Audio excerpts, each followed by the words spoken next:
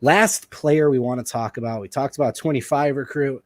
Now we're going to talk about a 2024, arguably 2026 recruit, Yeah. right? Wide receiver Gatlin Bear. His recruitment is coming to an end shortly here.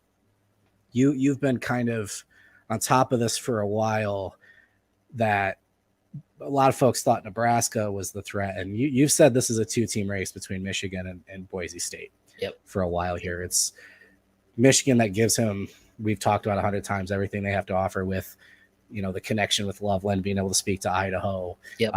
Obviously, Andrew Gentry, who can speak to the missionary trip that he's going to be taking for 2 years. That's why we say 26 recruit.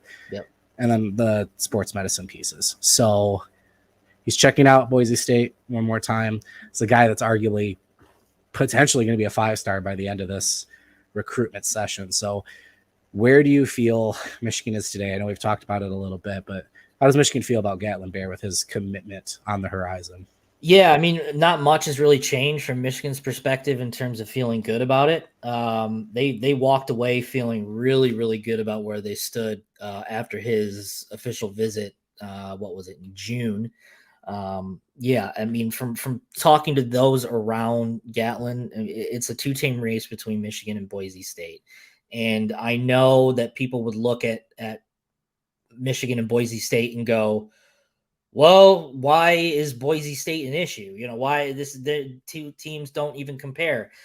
But, we're talking from a team basically in his backyard, and the whole time we've kind of felt the proximity to home is a factor. And again, I know he's taking a mission trip, a 2-year mission trip. He's not going to be at home. He's going to be in a different country. Distance is all kinds of factors. I get it. I'm not the kid. I can't speak for the kid. I can't tell him. I can't. You can't make him feel how you want him to feel. If he wants to stay close to home, he can stay close to home. That's fine. If he ends up going to Boise State, okay, that's fine. I mean, he'll do very well there. But yeah, that's just the state of things. I think the pull to home, it would be the ultimate factor that would win out in Boise State's favor. I mean, if you look at a checklist, Michigan checks every single box that he is looking for. And I know that the strength and conditioning program, the nutritional program was a huge, huge factor for him in his recruitment. And they really did a really good job of selling that to him and mom and dad too. I know mom and dad walked away as really big fans of the Michigan program and Jim Harbaugh. So that was just another feeling of being confident about the whole thing. So, when August 5th rolls around, when he makes his announcement, we'll see how it goes, because he's coming off a 2-day unofficial to Boise State on the 27th and 28th. And, we'll see how that changes things, in the days leading up after that to the announcement. But from a checkbox standpoint, from everything that Michigan offers, you have to like where Michigan sits. I predicted that he would go to Michigan after his official visit, and I still stand by that until I hear something different. And the only reason why I believe he would pick Boise State, is because of that home factor. And again, I understand You and I aren't exactly experts, but they do have a decent track program as well, I've been told. Right. Right. and I understand the whole mission trip thing, the 2-year mission trip thing, and he's going to be in a different country. And it's a legit argument to make. But again, I'm just telling what I've been told. I mean, this is a kid, and if he wants to stay close to home after he comes back from a mission trip, so be it. And 2 years is a long time. I mean, he could end up like an Andrew Gentry, who just doesn't enroll. And that part of Andrew Gentry too was that, Virginia changed coaching staffs too at that time. So that kind of helped. But, if the kid wants to stay close to home, he wants to stay close to home. You can't blame the kid.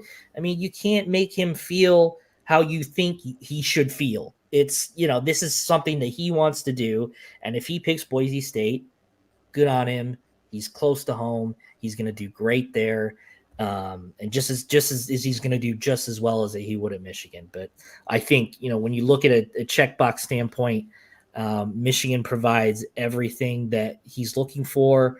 After speaking to those close to him, he's the understanding is that things are very, very close right now, and they could see a scenario where it could go either way, to Michigan or to Boise.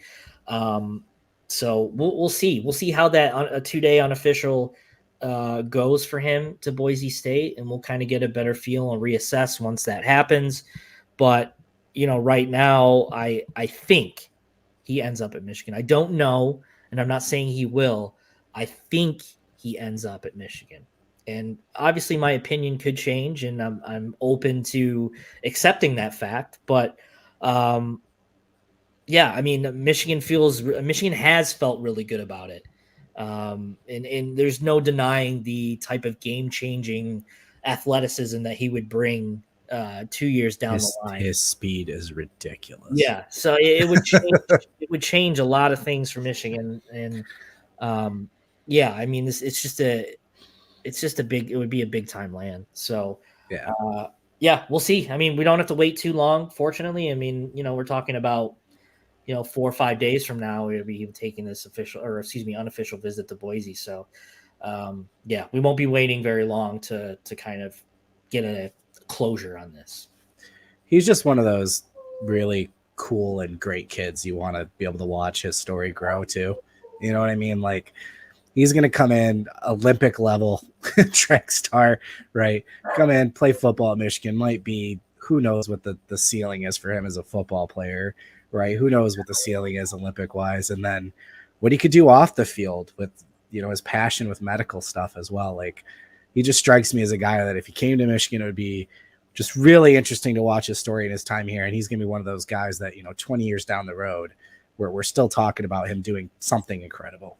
Right. Yep. So I understand why he's being pulled one way or the other. I think Michigan's made the absolute best pitch they could. They're positioned in a better way than most schools are to be able to offer a unique talent and unique person like Gatlin Bear. So yeah, we continue to feel confident he'll end up at Michigan. And, you know, if that changes, you can keep along and follow along with us over at michigan.rivals.com. Any intel updates, Josh will have them over there. And then obviously we'll continue to talk about it on this podcast every Sunday at 6 o'clock. Hail to the podcast with myself and Josh Henschke.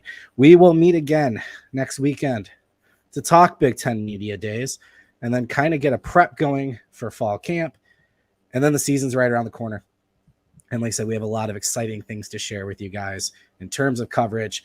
If you're not subscribed already, now is going to be the time. Things are about to pick up like crazy. So again, michigan.rivals.com/sign up. We'd love to have you be a member of our community. Join us on the Den, take part in the conversations, and access again to Josh's intel.